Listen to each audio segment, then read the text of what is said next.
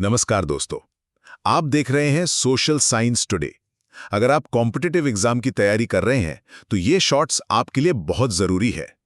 आज हम सीधे उस इमेज और मैप का विश्लेषण कर रहे हैं जो कर्क रेखा यानी ट्रॉपिक ऑफ कैंसर को भारत से गुजरते हुए दिखाता है, ताकि आप परीक्षा में आने वाले इस अहम सवाल को कभी ना भूलें। तो सबसे पहला पॉइंट, स्लाइड की सबसे बड़ी हेडिंग देखिए। कर्क रेखा वास्तव में है क्या? यह है 23.5 डिग्री उत्तरी अक्षांश या 23.5 डिग्री नॉर्दर्न लैटिट्यूड। अब यहां एक बात बताइए, हम ग्लोब पर 23.5 डिग्री उत्तरी अक्षांश को तो रट लेते हैं, लेकिन क्या असल परीक्षा में सिर्फ इस नंबर से काम चलता है? बिल्कुल नहीं।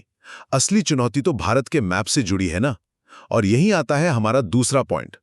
मैप पर इस चमकती हुई रेखा को जरा ध्यान से देखिए। ये भारत के बिल्कुल बीचों बीच से गुजर रही है। और जैसा स्लाइड के टेक्स्ट में लिखा है, यह रेखा भारत के कुल 8 राज्यों को छूती है। अब आते हैं तीसरे और सबसे जरूरी पॉइंट पर, इसे याद रखने की स्मार्ट ट्रिक। देखिए, इन 8 राज्यों को रटने के बजाय अपने दिमाग में बस एक छोटा सा पासवर्ड सेव कर लीजिए, GRMCJWTM। चलिए इसे डिकोड करते हैं।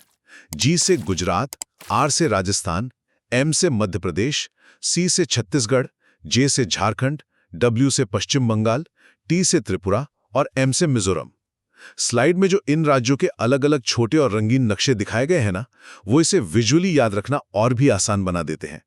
तो बस अपनी मेमोरी में इस GRMCJWTM ट्रिक को फिक्स कर लीजिए और कर्क रेखा से जुड़ा आपका कोई भी सवाल कभी गलत नहीं होगा।